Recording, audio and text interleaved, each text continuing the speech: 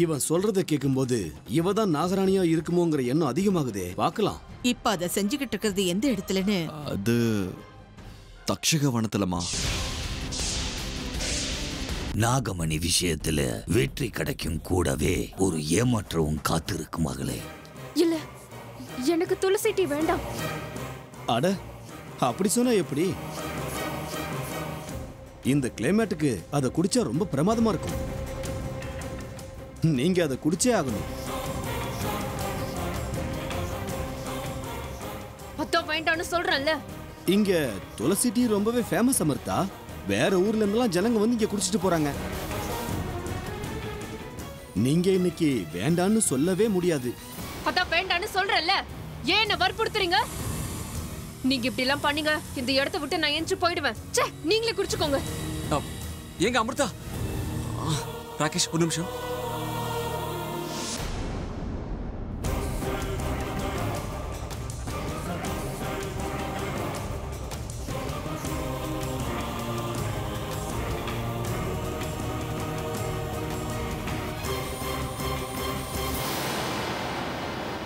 ஏங்க அமிர்தா, ஏங்க நில்லுங்க. உங்களுக்கு துளசி ஒத்துக்காதுன்னு ராகேஷ்க்கு எப்படிங்க தெரியும்? அதெல்லாம் எனக்கு தெரியாது. நான் எங்கேயும் வரமாட்டேன், இங்கே இருக்கேன். சரி விடுங்க. ராகேஷ் கிட்ட ஏதாவது சொல்லி நான் மேனேஜ் பண்ணிக்கிறேன். நீங்க இப்படி கோச்சுக்காதீங்க. உங்களுக்கு என்ன வேணும் சொல்லுங்க, நான் அதை ஆர்டர் பண்றேன். முதல்ல போக வேண்டிய இடத்துக்கு நம்ம சீக்கிரம் கிளம்பலாம். ஏதோ சாமி ஊர்வலம் மாதிரி அங்கங்க நிறுத்தினா நாம எப்ப போய் சேர்றதா? எனக்கு புரிஞ்சு போச்சுங்க. ஐயோ, நான் அந்த இடத்துல சொல்லலைங்க. நான் அது பேசாதீங்க. சீக்கிரமா கிளம்புற வழிய பாருங்க. இருட்டுறதுக்கு முன்னாடி நாம அங்க போய் சேர்ந்தாகணும். Okay madam.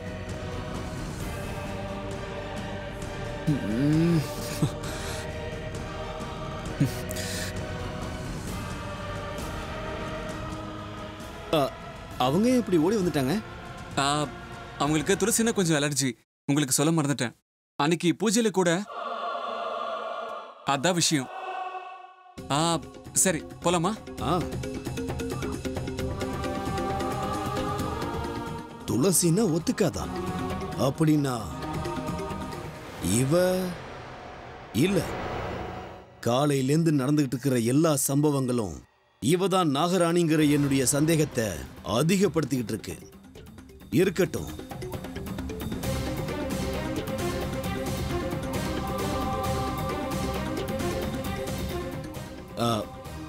மன்னிச்சிருங்க அமிர்தா, உங்களுக்கு துளசி ஒத்துக்காதாமே. அர்ஜுன் இப்பதான் சொன்னான். ஒவ்வொருத்தருக்கும் ஒண்ணு ஒத்துக்காது. மனுஷங்கனால இதெல்லாம் சகஜம் தானே. சாரி, கிளம்பலாமா?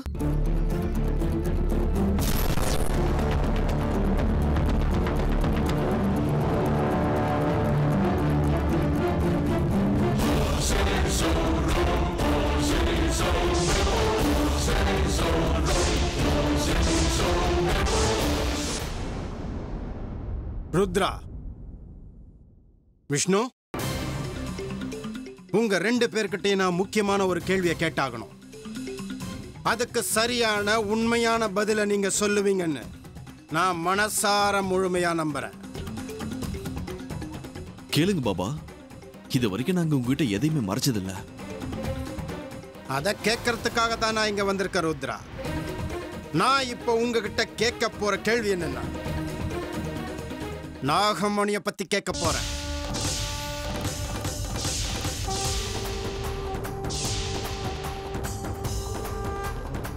பாபா, நாகமணி பத்தினதா?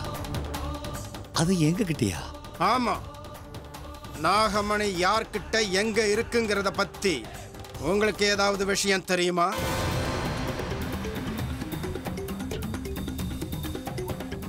என்ன பாபா இப்படி ஒரு கேள்வியை கேக்குறீங்க? அது எங்க இருக்குன்னு தேடி கண்டுபிடிக்கிறதுக்காக தானே நான் உங்க பின்னாடியே வந்துட்டு இருக்கேன். வீண் பேச்சு வேண்டாம் ருத்ரா.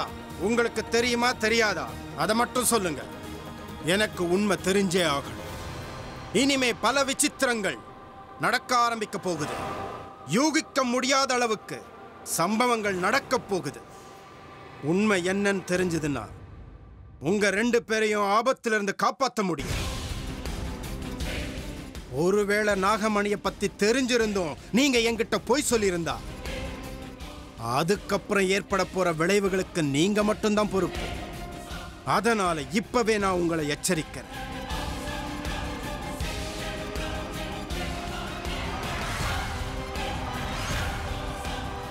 பாபா, நானும் அந்த நாளுக்காக தான் காத்திருக்கேன். நாகமணி எங்க இருந்தாலும் சரி, அது எங்க இருக்குன்னு தெரிஞ்ச அடுத்த நிமிஷமே அது யாரா இருந்தாலும் அவங்கள கொன்னாது நாகமணியை நான் எடுத்துட்டு வருவேன் பாபா.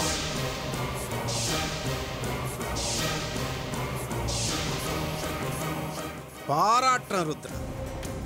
அது யாரா இருந்தாலும் நீ அந்த காரியத்தை செய்வியா? நிச்சயமா பாபா, சந்தேகமே வேண்டாம்.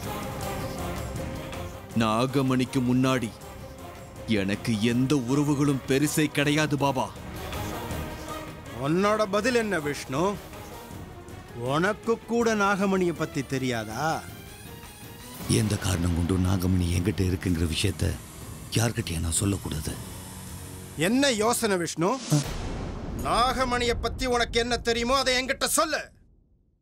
சத்தியமா சொல்றேன் பாபா, நாகமணியை பத்தி எனக்கு எதுவும் தெரியாது.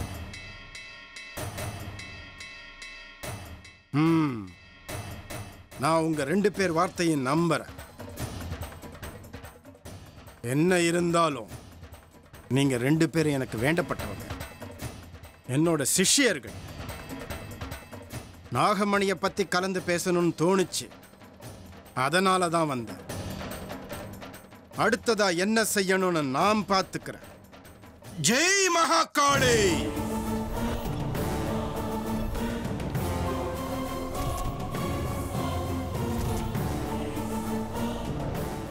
இல்ல, நடக்கிறது நடக்கட்டும். நாகமணி என்கிட்ட இருக்கிற விஷயம் வெளியே தெரியக்கூடாது. தெரிஞ்சா பெரிய பிரச்சனை ஆயிடும்.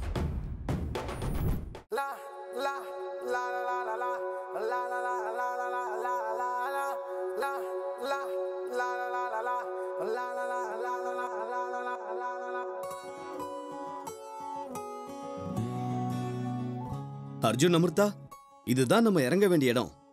வாங்க. எவ்வளவு சீக்கிரம் முடியுமோ அவ்வளோ சீக்கிரம் இவன் போக வேண்டிய இடத்துக்கு நான் அனுப்பியே ஆகணும். அது வரைக்கும் என்னால நிம்மதியா இருக்க முடியாது. என்னங்க யோசிக்கிறீங்க? இறங்குங்க. காலையே உட்கார போறீங்க. ரெசெட் வந்தாச்சு.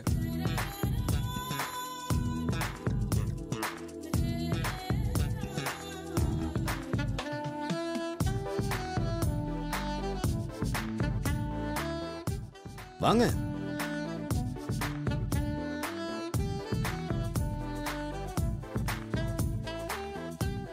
Good evening. அர்ஜுன் அமிர்தான்றது நீங்க தானே? ஆமா சார். மிஸ்டர் விஷ்ணுவும் மிஸ்டர் ருத்ராவும் போன்ல எல்லா இன்ஸ்ட்ரக்ஷனும் கொடுத்துட்டாங்க. எல்லா அரேஞ்ச்மெண்ட்ஸும் பண்ணி முடிச்சிட்டோம். நீங்க உங்க ரூம்ல போய் ரெஸ்ட் எடுத்துக்கலாம். ரூம்க்கு நான் காஃபி அனுப்புறேன். இங்க சுத்தி பார்க்க நிறைய இடம் இருக்கு. நிதானமா எல்லா இடத்தையும் சுத்தி பார்த்துட்டு வரலாம். அப்புறம் நீங்க இங்க ரெஸ்ட் எடுத்துக்கலாம். ராத்திரி இன்னொரு காட்டேஜ்ல ஸ்பெஷல் அரேஞ்ச்மெண்ட் பண்ணிருக்கோம். வாவ், பாத்தீங்களா அமிர்தா? அப்பாவும் சித்தப்பாவும் நமக்காக என்னெல்லாம் ஏற்பாடு பண்ணிருக்காங்கன்னு.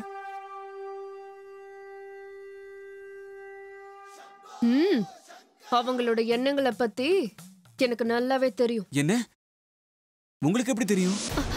இல்ல, நமக்காக இவ்ளோ ஏற்பாடுகள் பண்ணிருக்காங்களே, அவங்களோட நல்ல மனசை பத்தி எனக்கு தெரியும்னு சொல்ல வந்தேன். ஓ, அப்படி வரீங்களா? பரவாயில்லையே. வந்த கொஞ்ச நாளையே எங்க வீட்டுல இருக்கிற எல்லாரும் பத்தியும் நல்லா தெரிஞ்சு வச்சிருக்கீங்க. அவங்க எப்படிப்பட்டவங்கன்னு நான் என்னைக்கோ புரிஞ்சுக்கிட்டேன் அர்ஜுன். சரி, எங்க ரூம் எந்த பக்கம்? உங்க பேர்ல மொத்தம் 2 ரூம் புக் ஆயிருக்கு. ஒன்னு அர்ஜுன் பேர்ல இருக்கு, இன்னொன்னு ராகேஷ் பேர்ல. Room number 8 and 10. இந்தாங்க கீ. லக்கேஜ் நான் ரூம்க்கு அனுப்பி வைக்கிறேன். ஏ மகேஷ். ராகேஷ் வாங்க. இல்ல, நீங்க 2 பேரும் போங்க. நான் கார்ல ஒரு பேக்கை மறந்துட்டேன், எடுத்துட்டு வந்துடுறேன். நீங்க போங்க. ஓகே.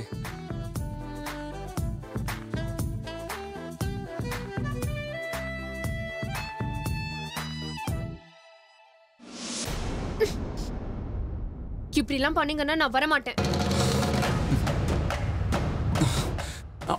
சரி, நான் கொஞ்சம் முன்னாடி போறேன், நீங்க பின்னாடியே வாங்க.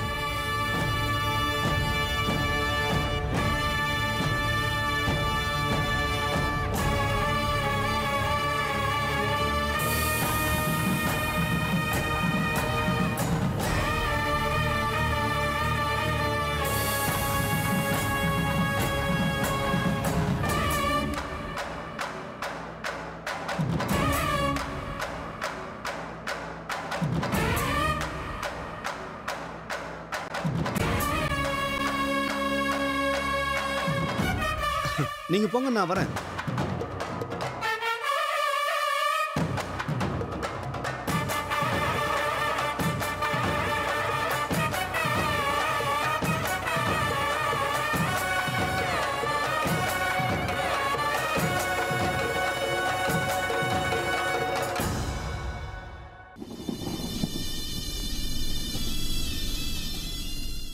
விஷ்ணு,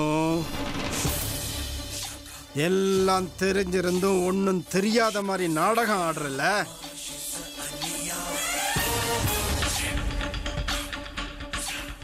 இந்த பைரவ முன்னாடி உன் நாடகம் செல்லுபடியாகாது விஷ்ணு. நாகமணியை உங்ககிட்ட இருந்து நான் பறிக்கிறதுக்கு முன்னாடி முதல்ல உன்னோட கவனத்தை திசை திருப்பணும். என்னோட தந்திரங்களால உன்னோட கவனம் எப்படி திசை திரும்புதுன்னு பாரு.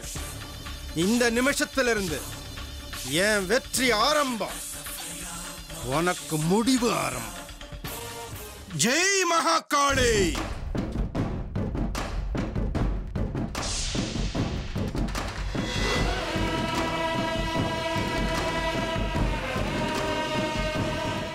ஓகே, அது மீட்டிங்கில் செக் பண்ணிக்கலாம். ம், ஓகே ஓகே, பாய்.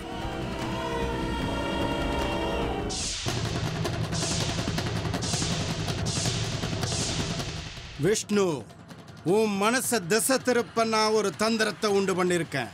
என்னோட இந்த சூழ்ச்சி வலையிலிருந்து நீ எப்படி தப்பிக்கிறன்னு நானும் பார்க்கறேன்.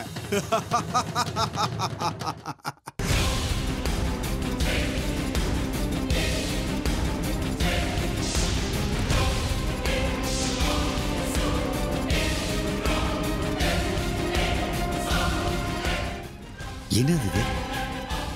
நாகமணி ரகசியம் போட்டிருக்கு. இது எப்படி இங்க வந்துருச்சு? யார் போட்டது? யாரா இருந்தா என்ன? இந்த புஸ்தகம் இந்த வீட்டில் யார் கண்ணிலையும் படக்கூடாது. அதுலயும் அம்மா கண்ணில் மட்டும் பற்றவே கூடாது. முதல்ல இதோ ஒளிச்சு வைக்கணும். அப்புறமா இது என்னன்னு செக் பண்ணா போதும்.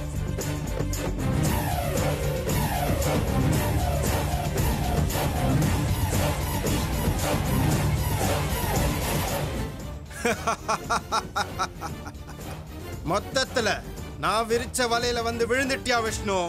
வெற்றி என் பக்கம், வெற்றி என் பக்கம். ஜெய் மகாகாளி. நாகமணியை உங்ககிட்ட இருந்து பறிக்கிற யுத்த தந்திரம் இது விஷ்ணு. இனிமே வெற்றின்னு ஒண்ணு இருந்ததுன்னா அது இந்த பைரவனுக்கு மட்டும்தான். ஜெய் மகாகாளி. வாவ், பாத்தீங்களா அமிர்தா? அப்பாவும் சித்தப்பாவும் நமக்காக எத்தனை ஏற்பாடுகள் பண்ணிருக்காங்கன்னு. பரவாயில்ல, அழகான இடத்துல தான் நீ சாக போற. எவ்வளவு அழகா இருக்கு பாருங்க. இதெல்லாம் அரேஞ்ச் பண்ணவங்களுக்கு நல்ல டேஸ்ட் இருக்கணும். பாருங்க, பிங்க் கலரை எவ்வளவு அழகா யூஸ் பண்ணிருக்காங்கன்னு. எல்லா இடத்துலயும் ரெட் ரோஸ். இந்த ரெட் ரோஸ காதல் சின்னம்னு சொல்லும். என்ன வேணா சொல்லுங்க அமிர்தா, என்ன பொறுத்த வரைக்கும் நீங்க ஒரு ரோஜா பூ தான். இந்த ரோஜா பூ முன்னாடி எந்த ரோஜா பூவா இருந்தாலும் வேஸ்ட் தான், விடுங்க. சிகப்பு ரோஜாக்கு முள் இருக்கும்னு மறந்துடாத. உன்னை பொறுத்த வரைக்கும் நான் அந்த ரோஜா கிடையாது, அதுல இருக்கிற முள்ளுடா.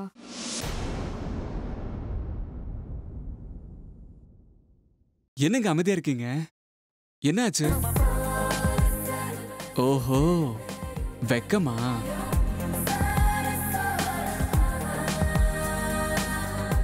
என்ன தோணுது? என்ன தோணணும்? எனக்கு எதுவும் தோணல. போக போக தோணும், விடுங்க. கல்யாணத்துல அவங்க கூட சேர்த்து வச்ச அந்த 7 அடியும் இன்னைக்கு நான் அவங்க கூட சேர்த்து வைக்கிற எல்லா அடிக்கும் முன்னடியா இருக்கும். அது இந்த நாளுக்காக நான் எத்தனை நாளா காத்துட்டு இருந்தேன் தெரியுமா? நானும் அப்படிதான்டா, இந்த நாளுக்காக தான் காத்துக்கிட்டு இருந்தேன்.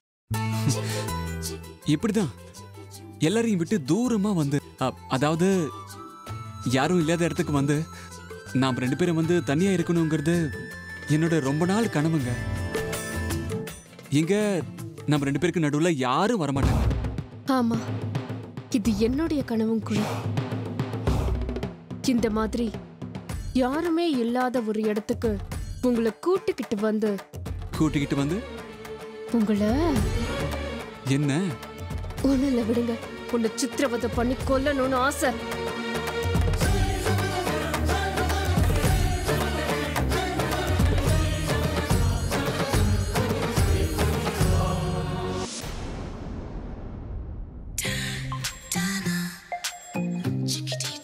கைய விடுங்க, நான் போகணும். எங்கெங்க போகணும்? இன்னைக்கு அமாவாசை.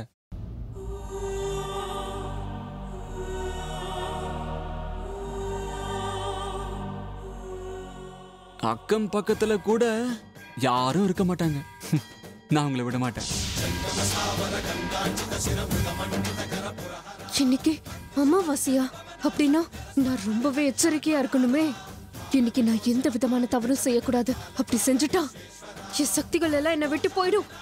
ஏங்க என்னங்க ஆச்சு? அமாவாசைன்னு சொன்ன உடனே பயந்து போயிட்டீங்களா? இல்ல, அப்படியெல்லாம் ஒண்ணும் இல்ல. உங்க முகத்தை பார்த்தா மோகினி பிசாசோ இல்ல ஏதோ காட்டு பிராணி வந்து உங்களை தூக்கிட்டு போற மாதிரியே நிக்கிறீங்க. அப்படி இல்ல ஒன்னும் ஆகாது. அப்படி ஆக நான் விட மாட்டேன்.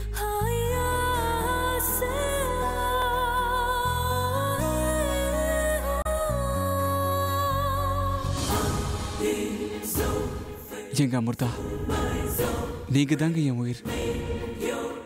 ஒருவேளை உங்க உயிருக்கு ஏதாவது ஆபத்து வந்தா என் உயிரை கொடுத்தாவது உங்களை காப்பாத்திய தீர்வங்க.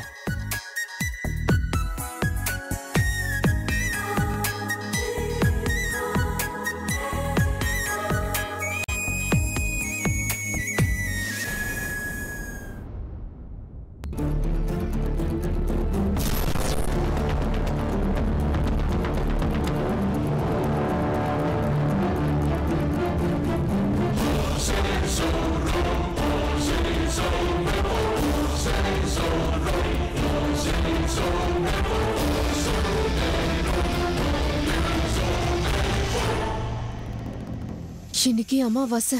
அப்படின்னா நான் நாக உருவத்துக்கு மாறியே ஆகணும். ஒருவேளை நான் அப்படி மாறாம விட்டுட்டா என்கிட்ட இருக்கிற சக்திகள் எல்லாம் போயிடும். என்ன பண்றது? என்னாச்சு அமிர்தா, அப்படியே பொம்மை மாதிரி நிக்கிறீங்க? பார்க்கறதுக்கு தங்க சிலை மாதிரி தான் இருக்கீங்க.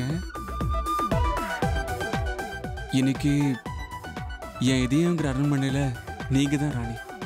உங்க சேவைக்கு எப்பவும் தயாரா இருக்கிற அடிமனா. இன்னைக்கு அமாவாசை. அமிர்தா உண்மையிலேயே நாகராணியா இருந்தா இன்னைக்கு நாக உருவத்துக்கு மாறியே ஆகும். இந்த விஷயத்தை மட்டும் அவ தவிர்க்கவே முடியாது. அமிர்தா, உன் சுயரூபத்தை நான் பார்க்கக்கூடிய நேரம் நெருங்கிக்கிட்டே இருக்கு.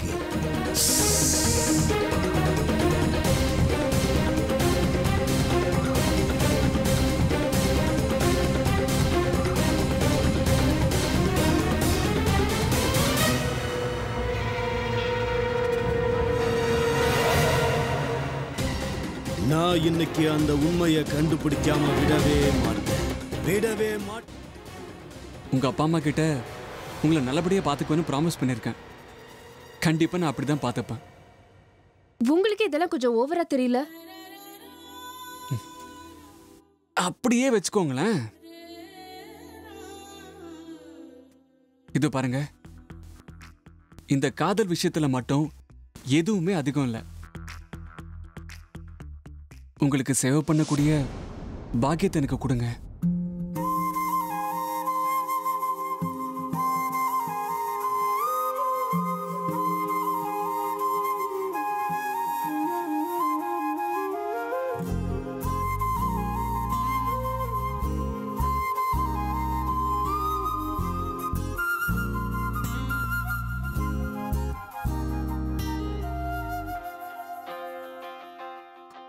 ஒரு நிமிஷம்.